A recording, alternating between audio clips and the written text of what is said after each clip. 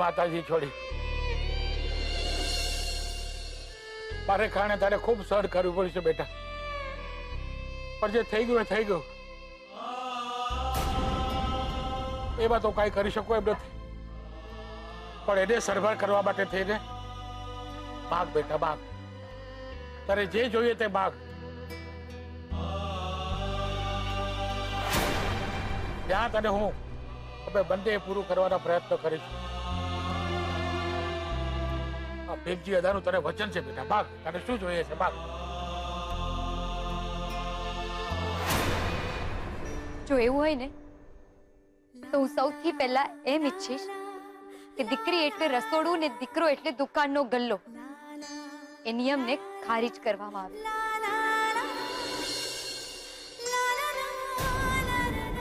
આપણી નાતની કોઈ પણ દીકરી જો ભણવા માંગતી હોય તો એને રોકવામાં ના આવે.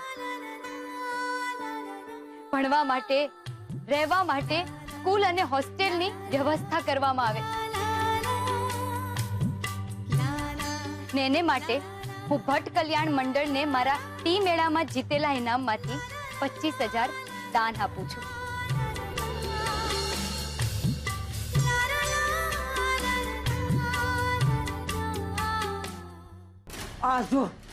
આ જો દાનવીર કરણની ઓલાદ 25,000 આપી દીધા. આ એક નંબરની મૂર્ખી છે.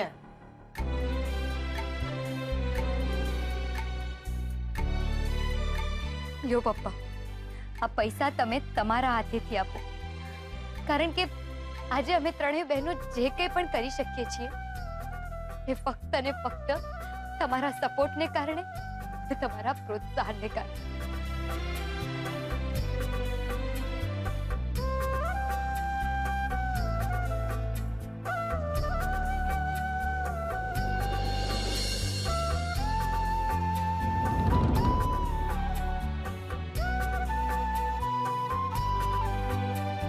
ચાલો, એક સરસ શરૂઆત તો થઈ ગઈ.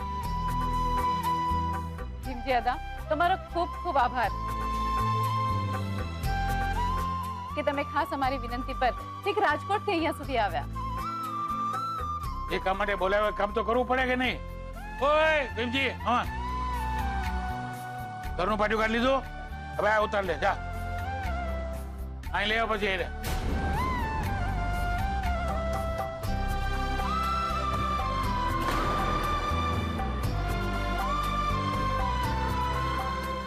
ત્યારે. હા, જય માતાજી. અરે એમ કેમનું જય માતાજી થઈ જાય અદા? આ પાટિયું કઈ હું એમ નહીં લઈ જવા દઉં. એમ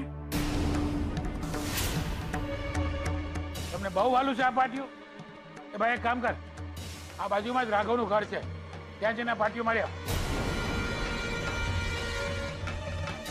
આમ પણ તમે જાતનો વિરોધ કર્યો છે એટલે આ પાટિયું તમારે ઘરે લગાડતા બહુ વાર નહીં લાગે. બોલો, કરવું છે એવું? જાતબાનું પાટિયું મારી પાસે તૈયાર જ છે, લગાડી દઉં તમારે ઘરે. પણ અદા, આ પણ ખોટું કહેવાય ને. એમ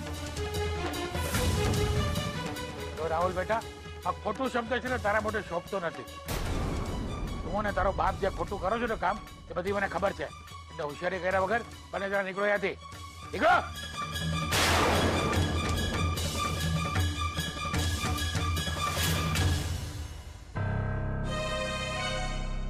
ઉપાડ લે પાટિયું, ઉપાડ.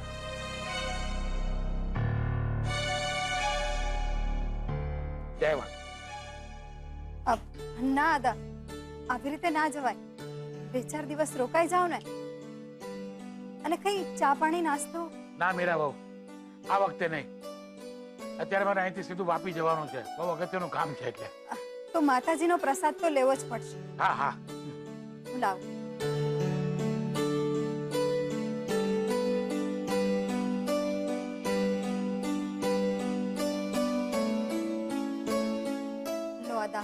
હવે તો નાતબારનું પાટિયું પણ ઉતરી ગયું છે. મીરા બહુ, પાટિયું કરતા મારી આંખમાં જે દીકરા દીકરી વચ્ચેના વહેમનો જે મોતિયો હતો ને એ ઉતરી ગયો એમ કહો તમે. હા, ચાલો બેન, જય માતાજી. એક મિનિટ દાદા.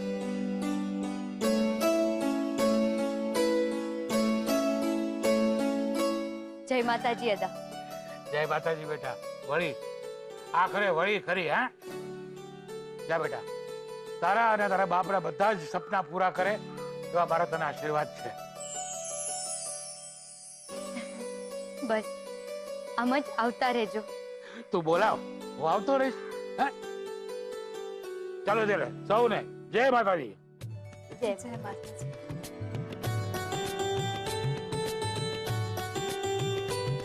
મને ખબર નથી પડતી કે તમારો કયા શબ્દોમાં આભાર માનો.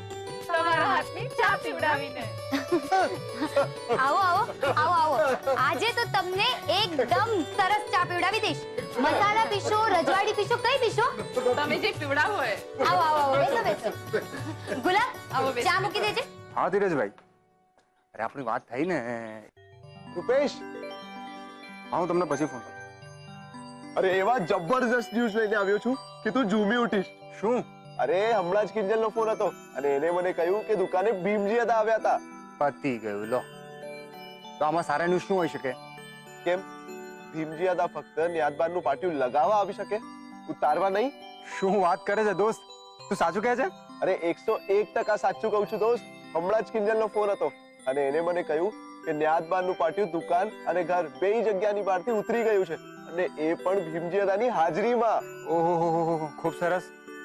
હું હમણાં જ સાળી સાહેબાને ફોન કરું છું ને પૂછું છું કે સાળી મારી છે પણ સૌથી પહેલા સારા સમાચાર કોને મળે છે? તો કે ઉત્કર્ષને.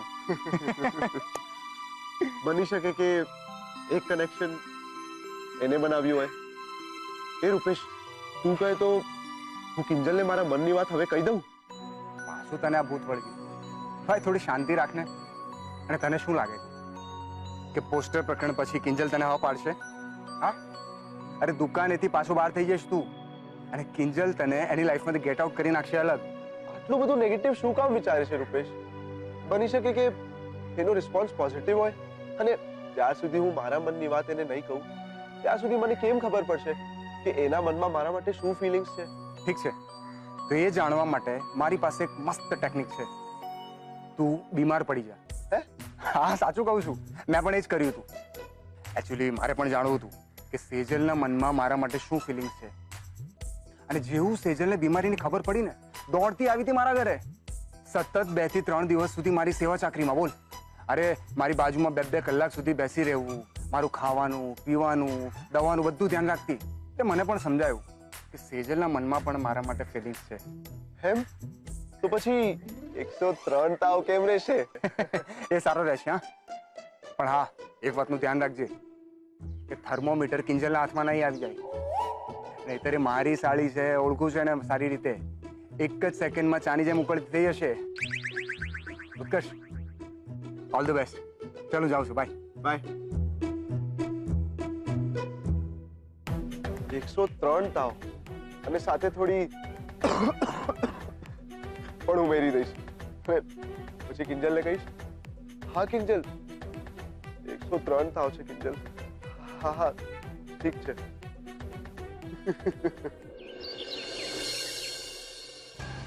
25,000 માં વેચાઈ ગયા ભીમજી હતા.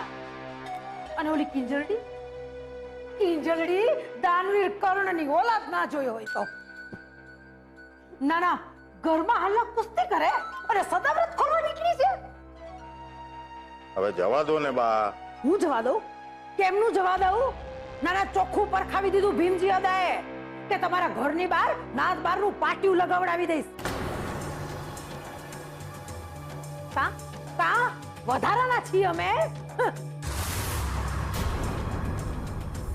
વાળા કરે બીજા અને ભોગવીએ અમે.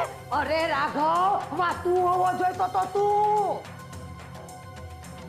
તો એટલે તમારા બધા સાથે હું બી એમાં પીસાઈ જાઉં એમ? અરે બા, આ નાત બારનું પાટિયું થયું ને તો સારું થયું. એમ સમજો કે આપણી રાશિમાંથી ભીમજી અદા ટળ્યા. એ તો હર બીજા દિવસે ઓલી પેટી લઈને અહીંયા આવીને ધામા નાખી દેતા હતા. અને બા, કેમ વિચારો? હવે તો તમારે માથે નહીં ઓઢવું પડે. હે, એ તમ તારે મજા કરો ને, અહીંયા જલસા કરો. અને આમ હાથ પગ છૂટા કરવા હોય મોહનભાઈ ના ઘરે બી જજો. હે, મસ્ત મીરા ભાભી ના બદામ પિસ્તા વાળું દૂધ ગટકાવજો તમ તારે. અને ઈ ઓછું હોય તો ઓલી 3 સાપના ભારા છે ને એને વળતાવો છો એટલે તમારે કાળજે ઠંડક થાય. હે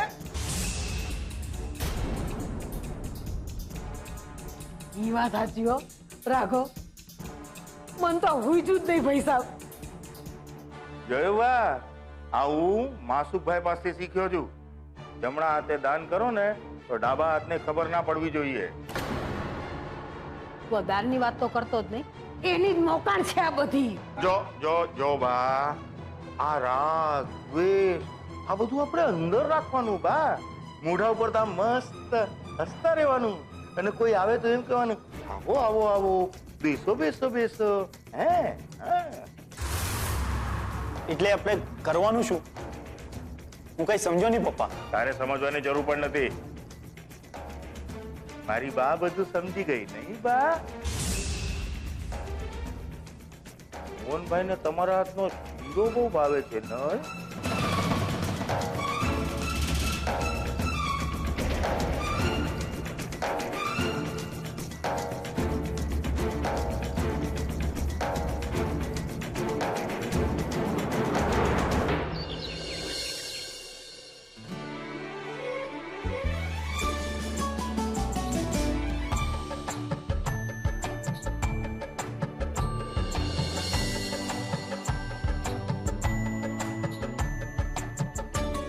પપ્પા, આમ તો મારી સેલેરી 20,000 છે, પણ તમે જ્યારે હોસ્પિટલમાં હતા ને ત્યારે પપ્પાજીએ જે મદદ માટે પૈસા આપ્યા હતા એનો પહેલો હપ્તો ચૂકવી દીધો છે. અને આ 5,000 રૂપિયા તો હું જ્યારે રાજકોટ અને વડોદરા ગઈ હતી ને એના કન્વિન્સના છે. પપ્પા, મને આશીર્વાદ આપો. મારી ફર્સ્ટ સેલેરી. સરસ. મીરા, ભગવાન. હા હા, આમ પણ જ્યાં લક્ષ્મીજીની મહેર થઈ રહી છે ને એ માતાજીની કૃપા જ છે.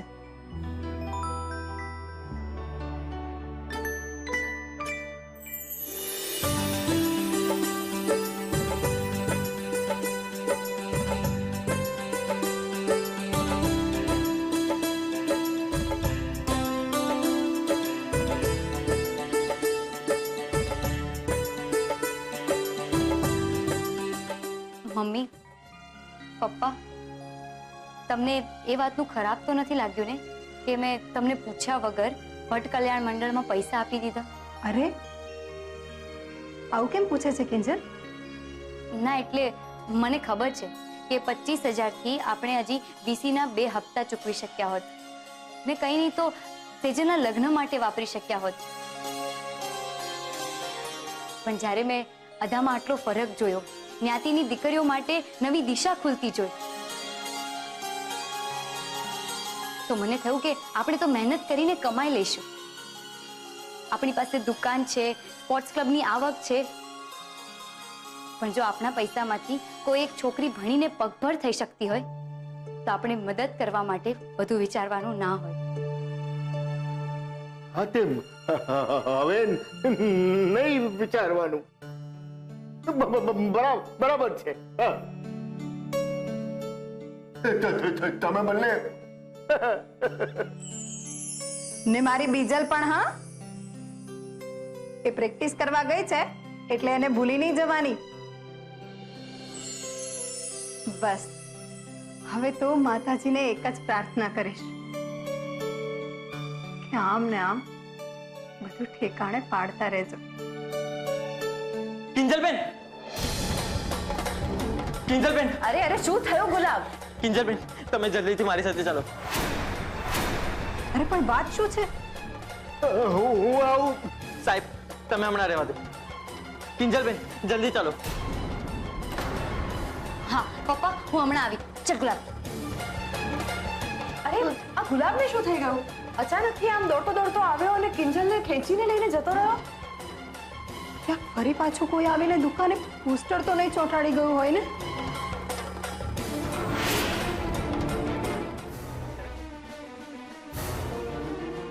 બસ બસ ગુલાબ, કેટલું ભગાવીશ? બોલીશ પણ ખરો કે અહીંયા શું કામ લઈ આવ્યો છે? આ જુઓ, શું આમાં શું જો? અરે તમે આ તરફ આવીને જુઓ કે આ તુલસી કેરા પાસે મને શું મળ્યું છે. આવો.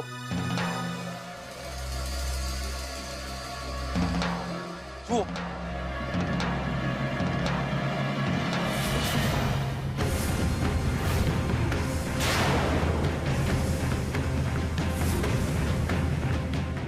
આટલા બધા પૈસા અહીંયા ક્યાંથી આવ્યા?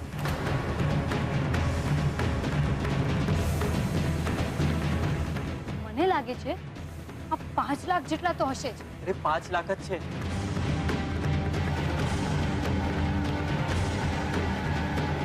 આપણા સાહેબ વાળા જે ચોરી થઈ ગયા હતા. તને ક્યાંથી ખબર? કિંજલબેન ને સરોજ કાકી વાળી વાત કરું કે નહીં? શું કરું? બોલ ને. એ તો મને એવું લાગ્યું. હું દુકાનમાં હતો ને ત્યારે પાછળથી મને કઈક પડવાનો અવાજ આવ્યો અને જેવું અહીંયા આવીને જોયું ને ત્યારે આ ક્યારો અહીંયા નીચે પડ્યો અને પૈસા ક્યારાની બહાર. મને તો એવું લાગે છે કે ચોરે પૈસા ક્યારાની અંદર છુપાડ્યા છે. આપણે જ્યારે દુકાનેથી આ ક્યારો ઉપાડીને અહીંયા લાવ્યા ને ત્યારે પૈસા સરકીને નીચે પડી ગયા છે.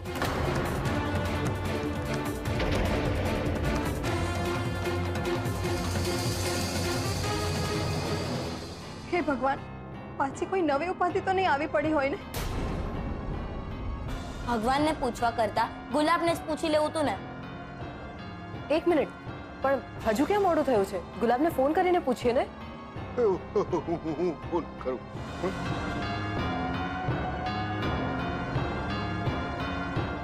રિંગ. પપ્પા, કિંજલ, હું અહીંયા જ છું. કિંજલ. મારે તમને એક વાત કરવી છે. શું થયું કિંજલ? ગુલાબ બોલો ને એટલે ખબર પડે.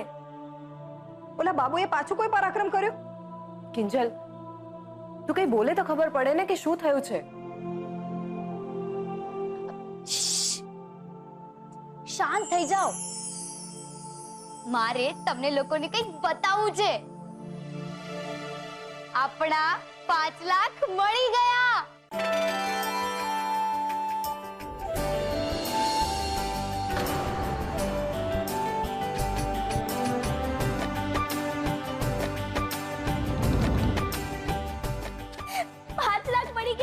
સેજલ દીદી, મમ્મી, 5 લાખ મળી ગયા આપણને. પપ્પા, તમારો ઈલાજ, વીસી ના હપ્તા ને સેજલ દીદી ટાટા ટાટા ટાટા ટાટા. એ 1 મિનિટ બીજલ, આટલું બધું ઉછાળવાની કઈ જરૂર નથી. એની શું ગેરંટી છે કે આ પૈસા આપણા જ છે? મને ખબર છે સેજલબેન. કેવી રીતે? કેમ? પૈસા આપણી દુકાન પાસેથી મળ્યા તો આપણા જોવાના ને. અને જો કોઈ બીજાના 5 લાખ ચોરી થયા હોત તો એ આપણને પૂછવા કે શોધવા તો આવે જ ને. પણ કોઈ નથી આવ્યું તો પછી આ પૈસા આપણા જોવાના ને. આ બધી જ મનને મનાવવાની વાતો છે. મેં છે ને આપણા પૈસાને લોટના ડબ્બામાં મૂકતા પહેલા મેં એક નોટ ઉપર પેન્સિલથી ઓમ લખ્યું હતું. તો જો એક નોટ ઉપર ઓમ લખેલું હશે તો આ પૈસા આપણા છે, નહીં તો આ પૈસા આપણે પોલીસ સ્ટેશનમાં આપી દઈશું. ઠીક છે કિંજલ? ઠીક છે, સારું. તો હવે જલ્દીથી જોવો ને એટલે ખબર પડે કે આ પૈસા ઉપર ઓમ છે કે નહીં. હા.